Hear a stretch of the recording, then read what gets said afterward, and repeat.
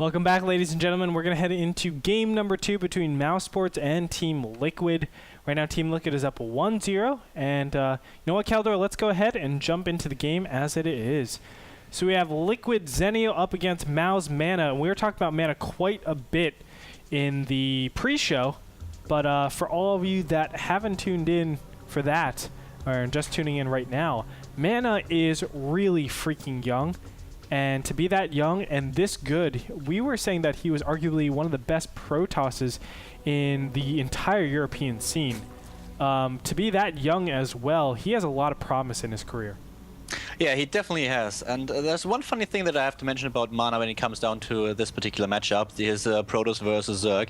There was a time when his worst matchup by far was his matchup against Zerg, and he was so bad that he lost against random Zergs everywhere in each tournament. As soon as he had faced a Zerg player, you knew he would lose.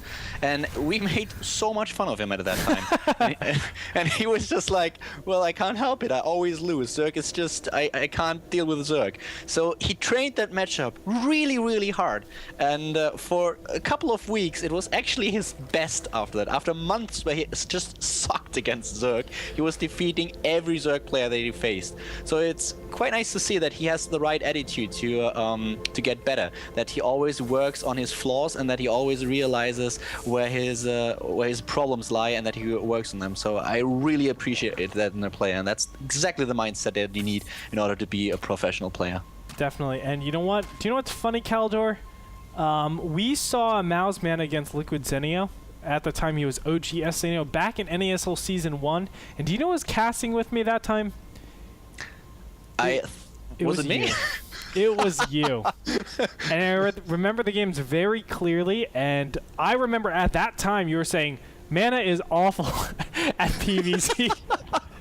But just before we started, before the match was started, I was like, wait a sec, Mana against Zenio, that rings a bell. So I actually looked it up and I saw that Mana at that time lost. And wasn't it something with a Nidus Worm on Tal'Darim Altar? Yes, there was a Nidus Worm on Tal'Darim Altar. There was also a game on Metalopolis as well, and both of those games were so epic, especially the Tal'Darim Altar one. But dude, I can't believe you actually remember it as well. Both those games are awesome. We'll see how Mana does and how he fares. This will be a best of 1 though for both these players, but still it'll be a nice, you know, like evolution point where we have like a control, and now we get to see both these players and how much they've improved in their particular matchups.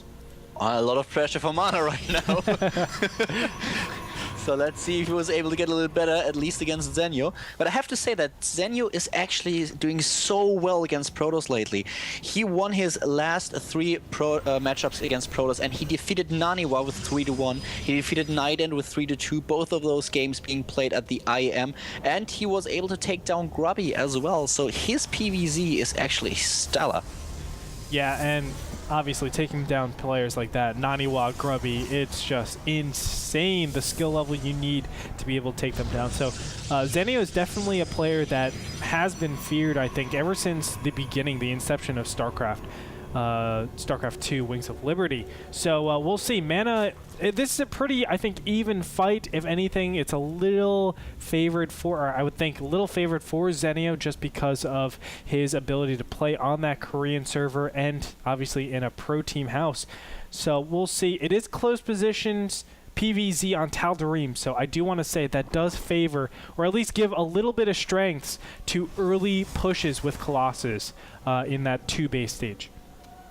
Yeah, right now, in regards to the openings, we have kind of the openings that are just usual on Tal'Darim Altar. We have the Forge and Cannon Wall-In of Mana at his natural, a very early expansion for the Protoss player. The Zerg player, on the other hand, obviously also with a very early second base, as usual. And the one thing about Tal'Darim Altar is, if you're a Zerg player, you want to take that third as soon as possible. And on Tal'Darim Altar, that's kind of a problem, because you have those destructible rocks at the third base, and you need to choose. Either you produce a couple of units that are able to take down the rocks so you can take that third, or you have to take another expansion. You have to move to the right, for example, where you can get another base. And for Zenio is a little bit of a problem. Is just when he wants to take that third, and that is one of the crucial things that he has to decide in the next couple of minutes. Oh yeah, for sure. And for now, it looks like he's just taking up to Lair. So he's going to just completely disregard all of that. Look to go, I'm sure, Mutas. That's going to be the key thing, because you can look at the creep spread. It's quite, well, there's nothing. I mean, it's just connecting his bases for now. But that normally implies, whoa, it's a Hydra Den. So we're going to be seeing Hydra Nidus Worm. Not again. Not again. You did this 8 months ago or 10 months ago, Zenio, on this map too. So we're going to be seeing Nidus Worm Hydralus Den. And let's see. I mean, there is one Overlord over here, but, you know, there's not much else. I mean, he doesn't have a lot of vision on the map, so I think that it can be shut down pretty easily. It looks like no Nidus Worm is coming out. He is getting the Groove Spines as we speak, but I don't see any particular Nidus Worm that's coming up, so maybe he's just going to mass Hydras. That'd be very weird if he just does that. The problem with Hydras is that they are so slow when they are off creep. So you have basically two choices. You can go for the Overlord speed, which was pretty common at some point in time, when you would spread your creep with the Overlord so that the Hydras would have it quite easy to walk towards the main base of your opponent. Or you could just try to go for a Nidus network. But Zenio is now getting the Spire, so the Hydras is apparently his choice to deal with early pressure. And he wants to be a little bit aggressive. I'm not sure I rarely see Hydralisks in this matchup, especially at that point in time. Usually it's just with the timing attack that we just mentioned, but now he's going for the Spire. And this will be pretty interesting to watch, especially since Mana is now going for the Robotic Spay already and will have Colossus very, very soon. Yeah, but he doesn't have a large army at this point, so he might be in a lot of trouble. 3 Hydras are just going away on that wall. Remember, he does have Groove Spine, so that'll help out quite a bit. A lot of units being rallied over here. This is fake pressure, and look at that. The +1 armor is actually going to be destroyed before it can go up. Yes, there it goes. So really nice pressure. Really nice pressure. I like it a lot. It's only about 5 Hydralisks that he's building, but they do a lot of damage. The Forge is dead, and Mana needs to be very, very careful right now.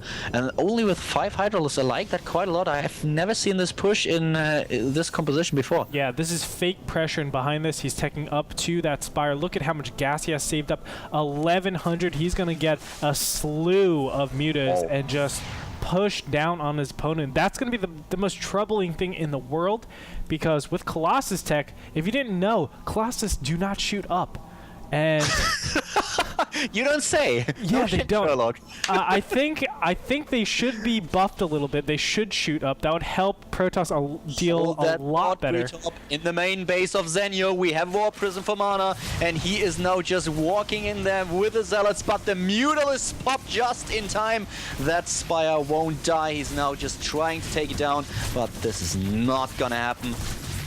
Ooh, it is more than halfway destroyed, actually. There is still the War Prism in the top left-hand corner. He can go in for a second snipe if he so chooses to, but for now, I think Mana is just going to hard counter this incoming pressure. You can see these Stalkers being positioned very nicely, but there's so many Mutas here. They're just saying, I don't care if you have Stalkers. I'm going to go head for head. You can see they're just going down so fast. He needs to pop that Guardian Shield. There goes down, but the Mutas are doing so much damage against these probes. Look at how fast the probes go down. Let's go ahead and look. 14 probes killed in that engagement. So nice. The Mutas are working out pretty well. Yeah, it's kind of crippling. Well, not really crippling his economy. Mana is down with 4, roughly with 10. And I think there was a little bit more of War Prism action, because Zenio just lost a bunch of drones himself. Not too many though. No, actually, Mana didn't kill a single one, but the units are still rallied in Zenio's main base, so apparently he took down the War Prism before he could do any damage. And we haven't commentated on the third base yet, so Zenio decided not to take down the rocks, but to move a little bit to the right and place down a third base where he's only getting gas right now. Yeah, I agree with that decision. I actually think going for the third with the rocks is actually a lot worse, just because your opponent can have just one huge push and take out every expansion that you have. With this expansion, if you actually go for it with your main army, then it puts you out of position like crazy, and you know, either you can get counterattacked or your entire army can get surrounded. So really good decision. Oh, the sentries! Don't lose him! Is he killing 3 of them? Wow, that's a very hefty investment. Now, sentries are so important to actually keep. You can get hallucination, form out phoenixes, you understand where your opponent is, so you don't have to play the guessing game of placing your stalkers in a particular position. And you can also get the phoenixes to soak up a ton of damage. You can see the mutas are coming in here to the main. It's completely undefended. No photon cannons over here. Not even a warp in. The stalkers are coming back here. Finally, Blink is already used, and he needs to use it again. There it is. Kills 2 mutalisks. But it's still not going to be enough. He retains map control so easily. These mutas are so worth it, man. I mean, that is probably the most cost-efficient muta switch I've ever seen before in my life. At the right side of the map, we have Mana now. He has a lot of pylons scattered across the map, and we have him warping in a bunch of zealots to deal with that attempt of Zenyu to build a 4th base. And at the same time, some of those zealots are heading towards the 3rd base of the Zerg player from Team Liquid to take down a bunch of those drones. Mana is under a lot of pressure, but I like how he's playing with all those pylons that he scattered across the map. But Zenyu is so aggressive. Yep, and look at this. Actually, the Warp Prism is coming in here in the top left-hand corner. Meanwhile, the mutas are doing a lot of damage over here. Big blink on top of all the mutas. The mutas actually need to back up, or else they're going to die so fast. There, all of them go down. The Warp Prism is doing a little bit of damage, but he's not actually focusing down any units because there were units that were able to come over here. 2 Queens and a couple of Hydras as well. The 3 Zealots over here in the top middle expansion will be finally cleaned up. The rocks in the bottom middle have been taken out, but still no Nexus coming up just yet, but still a lot of counter aggression coming out from Mana. Still, look at the supplies. Khaldor, Zenio is looking really good in this game. Yeah, it's usual for the Zerg to be a little bit ahead in the game against Protoss, but I have to say that 50 supply are obviously quite a lot. Mana is now trying to take that 3rd, and that will be the crucial thing in this game, if he's able to take the 3rd or not. And Zenyo is attacking from 2 sides, attacking the 3rd with the Lings, but the Zealots already have the +2 attack upgrade. There's no armor upgrade for the Zerglings, and even though they take down a few of the melee units from the Protoss, the Zerglings in the end have to heal. All of them die, and the Mutalisks are pressured by the Blink Stalkers. Mana isn't doing too shabby, even though he really needs to get that army that allows him to take on Zenyo, because right now he just doesn't have it. Yeah, Harvester's sitting at 51 to 73 at this point, so Zenyo is basically completely done with making any more Harvesters, whereas, of course, Mana just keeps getting harassed all over the place. The probe count just dwindles more and more, and here's the counterattack to the 3rd base.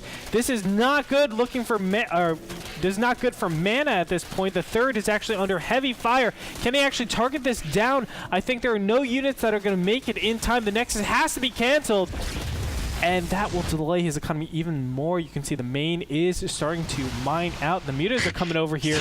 Right row, Shaggy.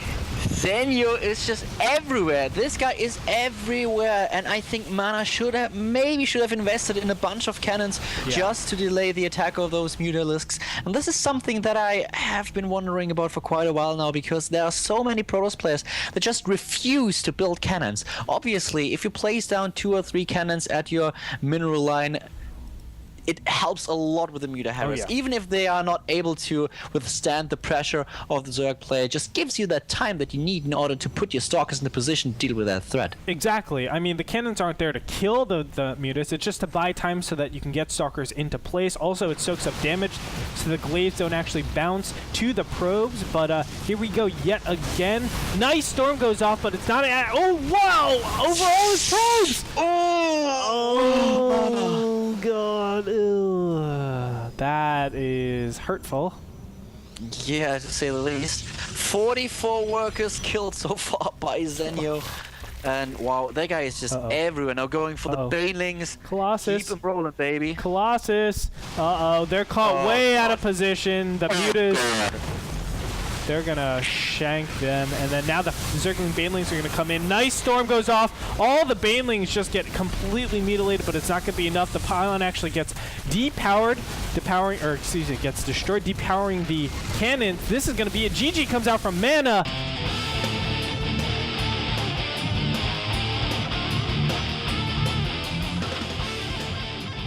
Zenio will take it, a 2-0 lead for Team Liquid at this point. A really, really nice play by Zenio. Mana, back to the drawing board. Back to the drawing board. I have to say that Mana, he didn't play all that bad, but no. I would say that Zenio just played extremely well. Yeah. He was everywhere with his pressure. I especially like that Hydra pressure that he applied, because that's something that I haven't seen all that often. I would actually... I think I've never seen that done in this particular combination before. So that was really, really nice. And Mana, he just couldn't cope with Zenio's macro game. That guy was everywhere. Yeah, and Khaldor, think about that. I mean, you go Forge Fast Expansion, you're relying on cannons, all of a sudden Hydras pop up, you're expecting a big all-in, you see tons of Zerglings, and then Mutas come. Now, what did he kill? He killed the Forge that was getting the +1 armor, but he still also kills the ability to remake cannons at your natural, so the cannons were delayed. Even though Mana didn't get them, this particular game, I mean, still, if he put down a couple of cannons at that period in time when the Mutas were just coming out, he really needed that because his Stalker count was so low. He was investing all of his gas into the Colossus. I think he would have looked beautiful. But I have to say, that build that Zenio did, this is the type of stuff that I always talk about with the Koreans. They have the most impressive builds that are well put together and have a very clear plan. And that is something that you won't be able to do consistently against all players, you know, but against Mana's style, going that passive type of route, it countered his build perfectly, and you saw Zenio just take such a massive lead in that mid-game stage. Yeah, the only problem that I had with the build, or the only thing that I thought was a little bit weird, if you invest into a Hydra Den, into Grooved Spines, and into 5 Hydralisks, that is a lot of gas. Sure. And that, I mean, Zenio at that point in time is on 2 bases, so he has only 4 extractors, so the gas is a little bit of a crucial point. It worked out very well for him in this particular scenario, but I would really like to see this tactic against a couple of different players as well, so I will definitely follow Zenio's games when he faces Protoss players a little bit more closely in the near future. Yeah, it's definitely cool to see. But that being said, Team Liquid up 2-0 in this clan war. We're going to move on to our game number 3, where, you know, it looks like Team Liquid is on a tear. Mouz looking to just be on the board as it is right now. 2-0 for Team Liquid. We'll be back after this break. Don't change that stream.